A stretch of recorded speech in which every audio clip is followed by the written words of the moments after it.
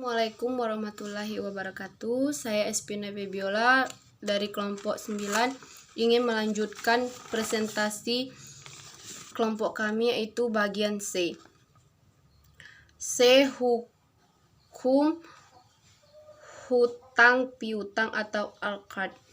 Akad qard akan sah jika dilakukan orang yang memiliki kompetensi atau ahliyah dan waliyah. Karena akad ini diidentik dengan jual beli.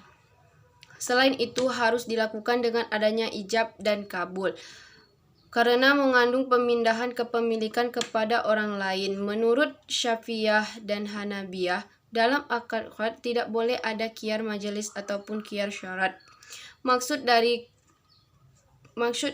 khiyar adalah hak untuk meneruskan atau membatalkan akad. Sedangkan qard merupakan akad ghair lazim, masing-masing pihak memiliki hukum untuk membatalkan akad. Jadi hak khiyar menjadi tidak berarti.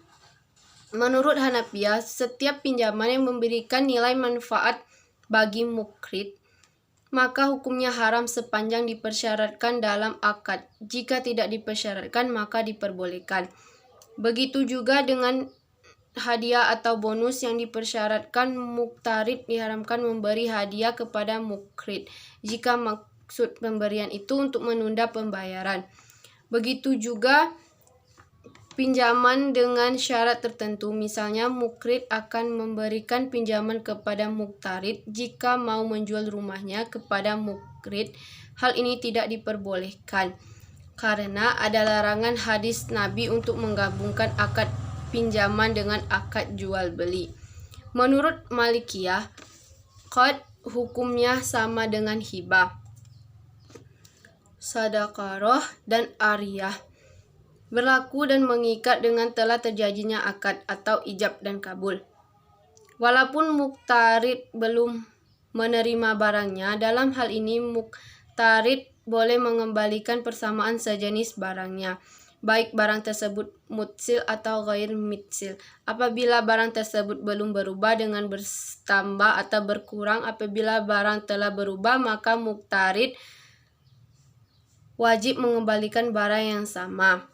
D. Rukun dan syarat hutang piutang atau al-qard. 1. Rukun. Menurut Hanafiyah, rukun qard adalah ijab dan kabul. Sedangkan menurut jumhur fuqaha, rukun qard ada 4. Akidain, yaitu muktarid dan mukrid dan mutarid, orang yang berhutang dan orang yang memberikan hutang. Ma'kud alaih, yaitu uang atau barang, dan sikhat, yaitu ijab dan kabul. Akid terdiri dari dua pihak. Mukrid dan muktarid disyaratkan harus orang yang dibolehkan melakukan tasarruf atau memiliki ahliyatul. Ada dalam mazhab Syafi'i memberikan persyaratan untuk mukrid antara lain ahliyah atau kecakapan untuk melakukan tabarru, mukhtar atau memiliki pilihan.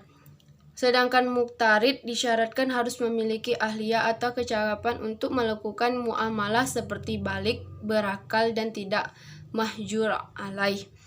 Ma'kud alaih menurut jumhur ulama yang terdiri atas Syafi'iyah, Malikiyah, dan Hanabiyah, yang menjadi objek dalam qard sama dengan objek akad bayas salam, baik berupa barang yang ditukar atau makiat dan ditimbang atau mauzunat, maupun kimiat atau barang-barang yang tidak ada persamaannya di pasaran seperti binatang. Setiap barang yang boleh dijadikan objek jual beli boleh pula dijadikan objek akad qard. B. Sikhat. Qard adalah suatu akad kepemilikan atas harta. Oleh karena itu, akad tersebut tidak sah kecuali dengan adanya ijab dan kabul. Sama seperti akad jual beli dan hibah dan muamalah lainnya. Sikhat ijab dan dengan lafal qard atau dengan lafal yang mengandung arti kepemilikan, dan sikhat kabul dengan lafal penerima dari hafal hijab. 2. Syarat.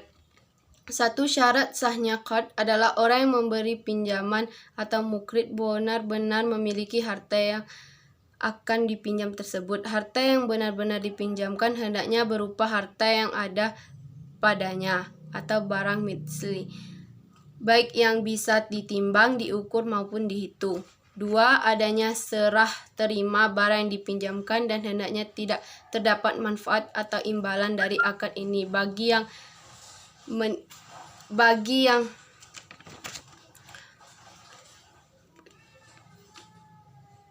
orang yang meminjamkan, karena jika hal itu terjadi maka akan menjadi riba. 3. Ketika akad qard dilakukan muktarid atau orang yang meminjam berkewajiban mengembalikan pinjaman semisal pada saat mukrid menginginkannya. Jumhur ulama membolehkan orang yang meminjam untuk mengembalikan barang yang dipinjam dengan yang lebih baik, sebagaimana hadis Rasulullah SAW yang artinya orang yang terbaik di antara kamu adalah orang yang paling baik dalam pembayaran utangnya. Yang keempat, akad qard diperbolehkan dengan 2 syarat. 1. Pinjaman itu tidak memberikan nilai manfaat atau bonus atau hadiah yang dipersyaratkan bagi mukrid karena ada larangan hadis Nabi. Dari Abu Burda bin Abi Musa, ia bercerita, saya pernah datang di Madinah lalu bertemu Abdullah bin Salam. Kemudian ia berkata kepadaku, marilah pergi bersamaku ke rumahku. Saya memberi minum dengan sebuah gelas yang pernah dipakai minum Rasulullah SAW. Kamu bias sholat di masjid yang beliau pernah sholat padanya. Kemudian aku pergi bersamanya atau ke rumahnya, lalu di sana ia memberiku minum dengan minuman yang dicampur tepung gandum dan memberiku makanan dengan tamar, dan aku sholat di masjidnya. Kemudian dia menyatakan kepadaku, sesungguhnya engkau berada di tempat di mana praktik riba merajalela, dan di antara pintu-pintu riba adalah seorang di antara kamu yang memberi pinjaman atau kepada orang lain sampai batas waktu tertentu. Kemudian apabila waktu sudah tiba, orang yang menerima pinjaman itu datang kepadanya dengan membawa sekenjam makanan sebagai hadiah, maka hendaknya engkau menghindar dari sekeranjang makanan itu dan apa yang ada di dalamnya. B. Akad qard tidak digabungkan dengan akad lain seperti akad jual beli terkait dengan bonus atau hadiah. Mayoritas ulama membolehkan sepanjang tidak dipersyaratkan. Terima kasih. Wassalamualaikum warahmatullahi wabarakatuh.